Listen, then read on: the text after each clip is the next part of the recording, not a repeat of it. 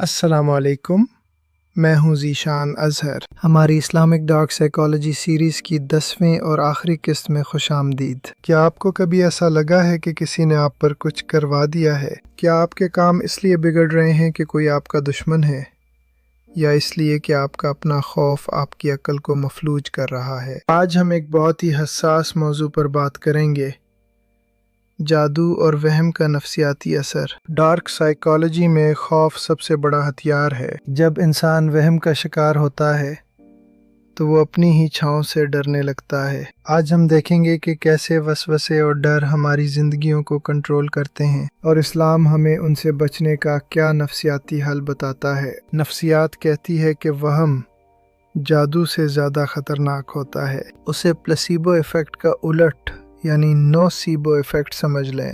اگر آپ کو یقین دلا دیا جائے کہ آپ بیمار ہیں تو آپ کا جسم واقعی بیماری کی علامات ظاہر کرنے لگے گا۔ جو لوگ جادو کے نام پر دوسروں کو لوٹتے ہیں وہ اسی ڈارک مینیپولیشن کا استعمال کرتے ہیں۔ وہ آپ کے ذہن میں خوف کا بیج بو دیتے ہیں۔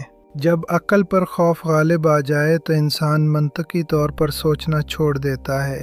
وہ ہر ناکامی کو کسی کی نظر یا جادو سے جوڑ دیتا ہے اور اپنی محنت اور تدبیر سے ہاتھ دھو بیٹھتا ہے۔ قرآن کریم نے آخری سورتوں میں الوسواس الخناس کا ذکر کیا ہے، وہ جو سینوں میں وسوسے ڈالتا ہے۔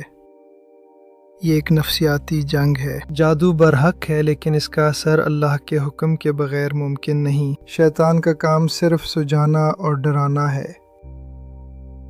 وہ آپ کو غریبی سے ڈراتا ہے، وہ آپ کو انہونی باتوں سے پریشان کرتا ہے۔ جب ہم اللہ پر توکل چھوڑ کر وہموں کے بھاگتے ہیں تو ہم دراصل ابلیس کو یہ موقع دیتے ہیں کہ وہ ہماری عقل کو مفلوج کر دے۔ جادوگروں اور نجومیوں کے پاس جانے والے اکثر لوگ اسی نفسیاتی غلامی کا شکار ہوتے ہیں، جہاں وہ اپنے فیصلوں کا اختیار دوسروں کو دے دیتے ہیں۔ اسلام ہمیں خوف سے نکال کر علم میں لاتا ہے۔ سورہ فلق اور سورہ ناس صرف پڑھنے کے لیے نہیں بلکہ ایک مکمل نفسیاتی ڈھال ہیں۔ یہ صورتیں ہمیں بتاتی ہیں کہ اندھیرے، حسد اور وسوسوں سے پناہ صرف اللہ کی ذات میں ہے۔ جب آپ کا ایمان یہ ہو جائے کہ نفع اور نقصان اللہ کے ہاتھ میں ہے تو دنیا کی کوئی بھی ڈانٹ طاقت آپ کو مینیپولیٹ نہیں کر سکتی۔ ایک محقق کے طور پر میں یہی کہوں گا کہ اپنے وہموں کا علاج علم اور ذکر سے کریں۔ جادو کی حقیقت اپنی جگہ، مگر آپ کا خوف اس سے کہیں زیادہ طاقتور ہو سکتا ہے اگر آپ اسے قابو نہ کریں۔ اسی کے ساتھ ہماری اسلامک ڈارک سائیکالوجی سیریز اپنے اختتام کو پہنچتی ہے۔ ہم نے ان 10 قسطوں میں نفس کی گہرائیوں اور ابلیس کی چالوں کو سمجھنے کی کوشش کی۔ یاد رکھیے، سب سے بڑی طاقت آپ کا اللہ پر یقین اور خود شناسی ہے۔ کیا آپ کو لگتا ہے کہ وہم انسان کی زندگی برباد کر سکتا ہے؟ اس سیریز نے آپ کی سوچ میں کیا تبدیلی لائی؟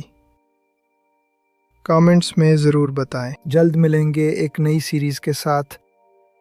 میں ہوں ذیشان اظہر۔ اللہ نگہبان۔